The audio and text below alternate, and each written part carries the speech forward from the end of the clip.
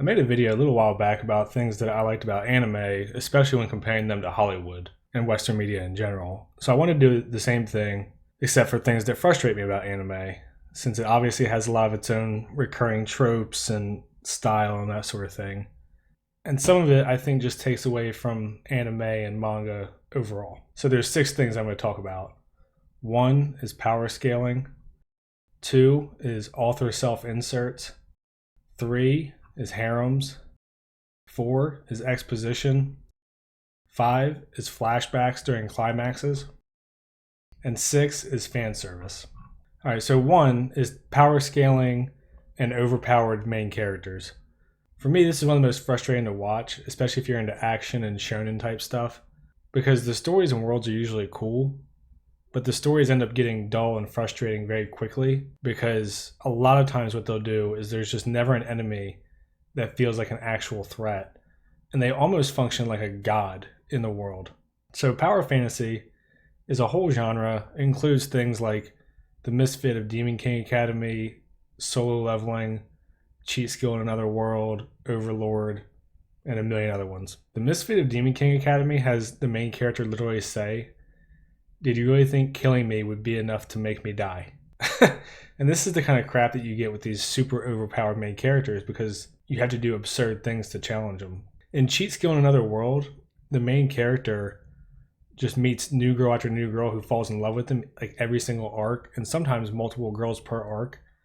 And he becomes the strongest human on Earth pretty much instantly, and one of the strongest in the other world within a couple really brief arcs. And the author literally just has to make each arc like 2 books because he gave the main character such a broken ability that there's never any tension in any of the action. Overlord spends a ton of time on politics and like these really meandering plots and side stories. But then when you finally think like, oh, we built up to this big war, Ainz, who's the main character, kills 100,000 soldiers with a single spell. And the whole point of political intrigue is that all parties involved are roughly on equal footing. When your main character and his underlings can kill literally entire armies on their own with no effort, it really undermines all the political stuff because if you're willing to, which he is, and able, why wouldn't you just kill everyone in your way and be done with it? So the whole story just really isn't for me. I mean, I know Overlord is super popular, but it's one of my least favorite that I've seen. And I think a lot of this really stems from how overpowered the main character is. And that goes for pretty much all the ones that I just mentioned. And these are kind of just the bullet points of some examples of how they can be done poorly. At least in stuff like Solo Leveling, which I think doesn't come out till 2024 now because of delays, or Ferretta, Shield Hero, the main characters get stronger as the story goes on. So they have to keep improving, and every fight, they're fighting a stronger opponent. Now, obviously, you could have some criticisms for this style, but at least the fights are like someone on their level, forcing them to keep developing. And I'm lumping in over-the-top power scaling with this, with the overpowered main character, because I know it's a little bit different, but I feel like it's usually just a different version of the same thing. And this is often when you end up with a main character who starts the show at a certain power level, and they escalate so quickly and by so much that the first enemies that they fought, you kind of forget about them because they end up just becoming like foot soldiers, even though they were once a life-threatening enemy. It does the same thing but slower, where I do feel like that kind of undermines the initial threat of it. Some examples of this are Seven Deadly Sins. I mentioned Rising the Shield Hero, which I like, but it kind of has this issue also. I've heard Dragon Ball Z and Bleach are pretty big offenders, but they were before my time. Yu-Gi-Oh! I saw some of that myself before I stopped watching as a kid. But Seven Deadly Sins is one that always sticks out to me because they literally put numbers on their power levels, and one of the characters reads you off their numbers at different frequencies, usually after training or big fights or whatever. They all start out in like the low thousands, and then by the end of the show, they're all in like the hundreds of thousands and just blowing up entire mountains is what it looks like in cities. And you're kind of left wondering, like, how is this country that they're trying to protect existing still by the time the final battles are over? And it's one of those things where it's just so excessive that by the end you just don't care. Because it's like, oh, there's going to be some bullshit reason that the main character or characters are even more powerful now. And they get a power up that was never previously mentioned or, loosely referenced really early in the show. I'm more okay with power scaling in something like Demon Slayer or My Hero Academia, where they have very clear ranks and hierarchies of who's powerful and what level. And My Hero Academia even goes so far as to give the main character a percentage so that you understand where he's at in his development. But unfortunately, I feel like what we usually get is the sort of, oh, it just needs to be even bigger method.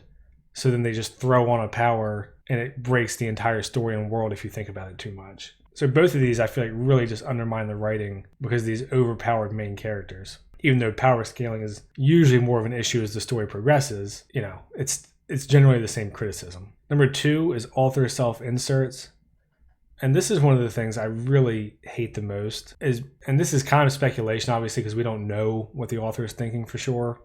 But the way that their stories are written, I feel like it's obvious. And this can kind of be tied into the overpowered main character, but I feel like this applies to more genres than just your action shonen type stuff. So some of the stories that come to mind for this one are like Aura Ferretta, Classroom of the Elite, Rent a Girlfriend, Cheat Skill in Another World.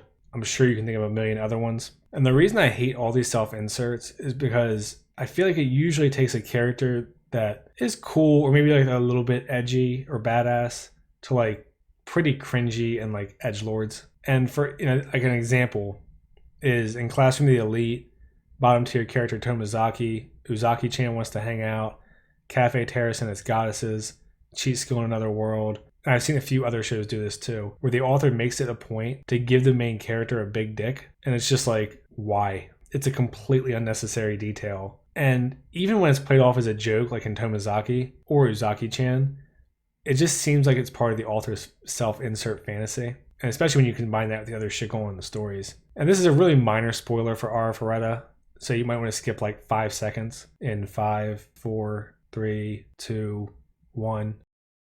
Hajime ends up with 8 wives in the fucking show by the end, including the teacher. And it's just like, what is this shit? Like, why did all these girls back in his other world where he was a loser have any interest in him? In Rent a Girlfriend, which I would recommend to absolutely fucking no one, the main character is just a simp. And it seems to be heading in the direction, I don't know yet because it's not over for some fucking reason, is heading in the direction of literally all 4 of the main girls in the story being in love with him, even though he's supposed to be an awkward loser.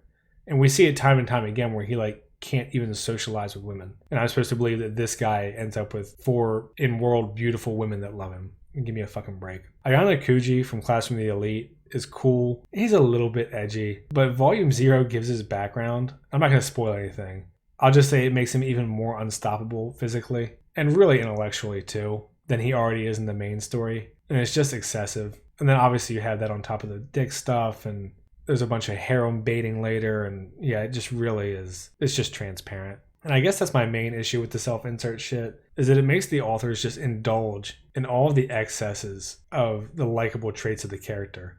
Like, you might root for the loser guy to get an attractive girl, or to become more powerful and use it for a good purpose like Peter Parker, and beat people up who are dicks. Everyone likes that shit. But the self-insert stuff feels like it just takes it to another level where it makes the story like beyond, it's not just unrelatable, because I mean a lot of this is obviously fantasy type shit, but it just makes it like cringy and hard to watch.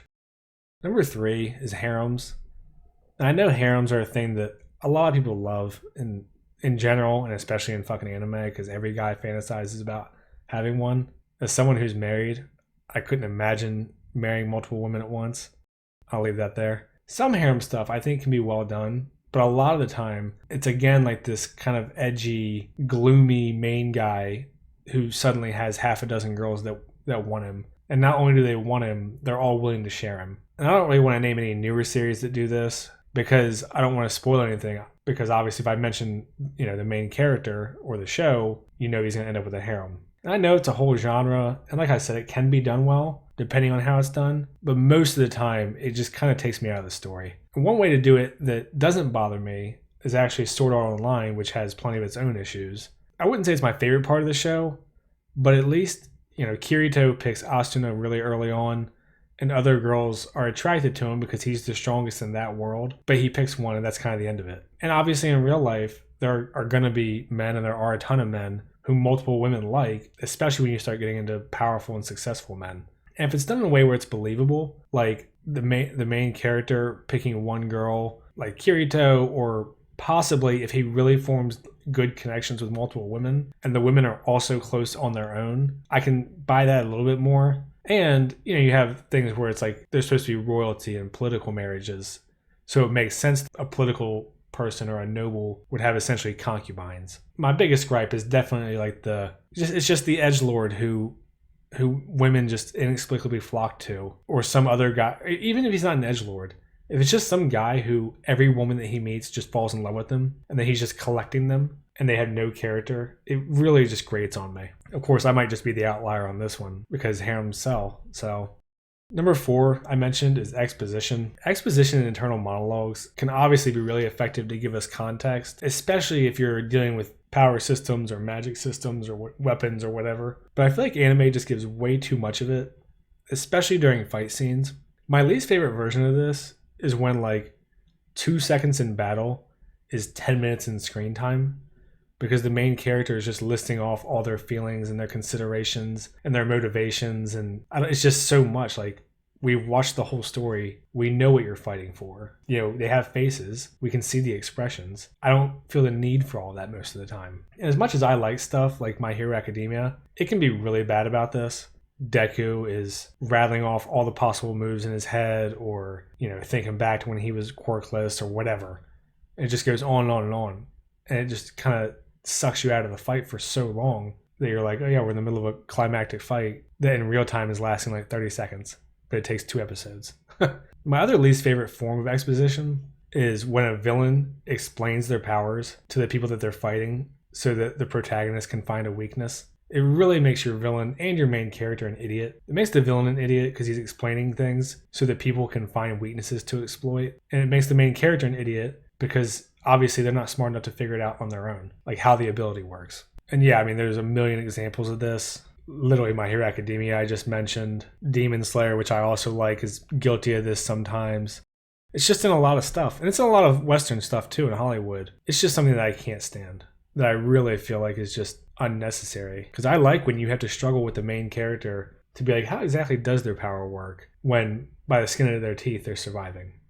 So number 5 is flashbacks during a climax. And this is a different version of exposition, but I think it's just really lazy writing. And this is done a ton, usually as the bad guy is right about to lose. Demon Slayer relies on this very heavily for every demon kill. My Hero Academia I just mentioned. And obviously the counterpart to this is the flashback that leads into rage mode or the second wind or the motivation they needed or whatever you want to call it. And almost any anime that I can think of with fighting uses this technique a lot. And I just hate it because it's so fucking lazy. It doesn't usually ruin stuff for me, but it's frustrating because there's just better ways to do it. You can hint at a character's background, so we kind of have an idea of what happened, but we don't have to see it. You can simply have people have conversations about the character's background prior to whatever climax or fight that they're a part of, and then we understand their motivations going in. Attack on Titan, I thought, did something pretty clever. Well, Attack on Titan does a lot of clever things, but one of the things I think that was really smart that it did was the first 2 episodes not only set up the entire story, it essentially functions as a background for Eren, Mikasa, and Armin. So from episode 2 on, we understand why Eren is possessed when he's wanting to kill the Titans, and why he acts like a maniac every time he sees one.